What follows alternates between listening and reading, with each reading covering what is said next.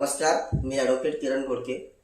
पाठीमागच्या अनेक वर्षांपासून आपण विठ्ठल सहकारी साखर कारखान्याच्या कामगार असतील, सभासद असतील, शेतकरी असतील आणि आपली संस्था असेल, या संस्थेच्या हितासाठी, शेतकऱ्यांच्या हितासाठी वेगवेगळ्या मार्गाने रस्त्यावरची लढाई लढत आलेलो आहोत.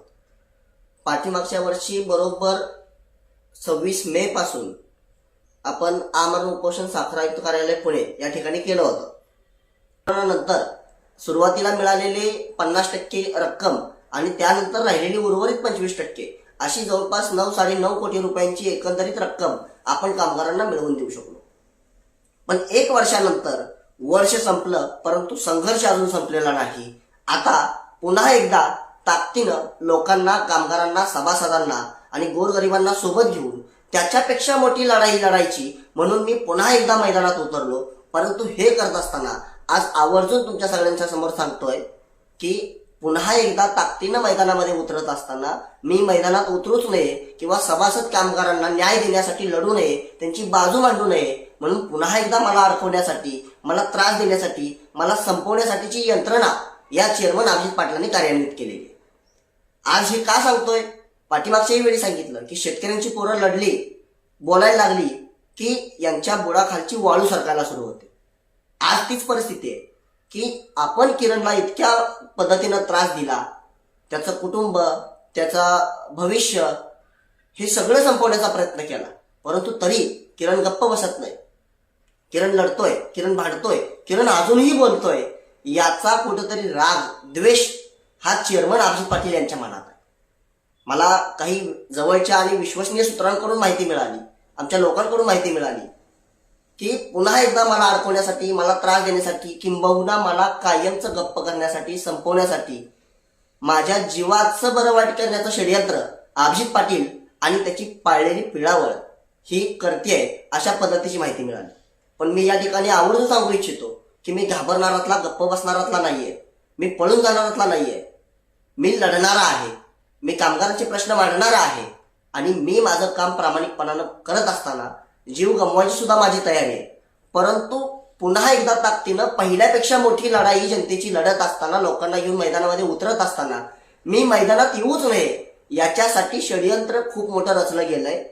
यदा कदाचित पुढच्या काही दिवसामध्ये माझ्यासोबत, माझ्या कुटुंबासोबत कुठलाही घातपात झाला, मला कुठल्याही प्रकारचा त्रास किंवा खोट्या गुन्ह्यामध्ये अडकवण्याचा पुन्हा एकदा प्रयत्न झाला तर त्याला सर्वस्वी अभिजित पाटील हे जबाबदार असतील. आणि त्याचं कारण आहे की ते घाबरलेले आहेत, त्यांच्या चोऱ्या उघड्या पडणार आहेत म्हणून ते घाबरलेले आहेत. किरण बोलतोय म्हणून ते घाबरलेले आहेत. कामगारांचे, शेतकऱ्यांचा पैसे रुपयाचा हिशोब द्यावा लागेल म्हणून. आणि ते घाबरलेले आहेत.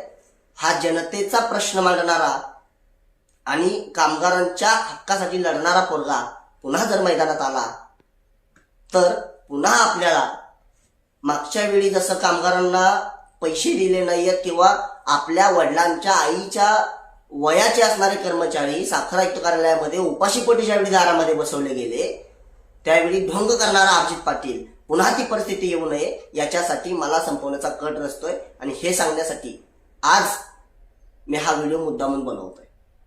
पाठीमागच्या वेळी सुद्धा मला कल्पना होती की आपण शेतकऱ्यांसाठी, कामगारांसाठी इतक्या टोकाचा द्वेष घेतलेला आहे, त्याचा राग माझ्यावरती आहे आणि तो काढणार.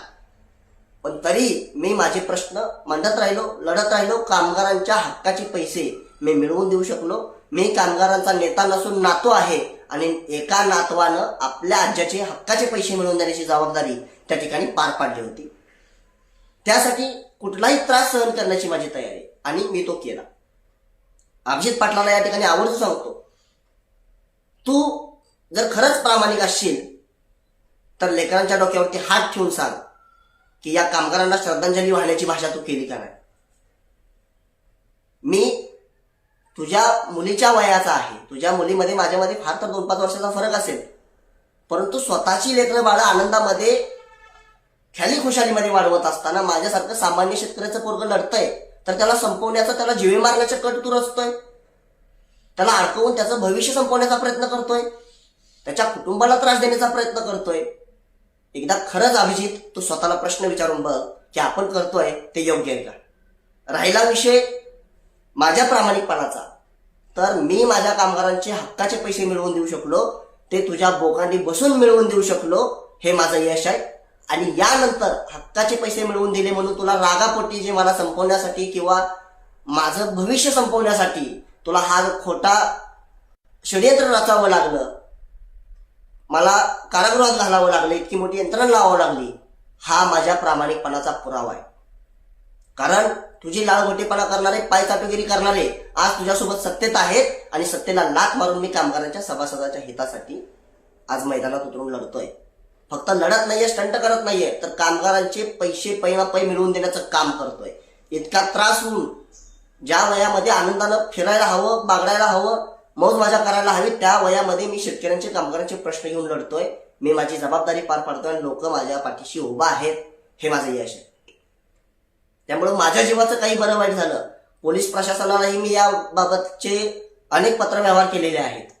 परंतु माझं, माझ्या कुटुंबियाचं कसल्याही प्रकारचं नुकसान किंवा त्रास बरं वाईट झालं तर त्याची सर्वस्वी जबाबदारी ही आमदार अभिजित पाटील यांची असेल. धन्यवाद.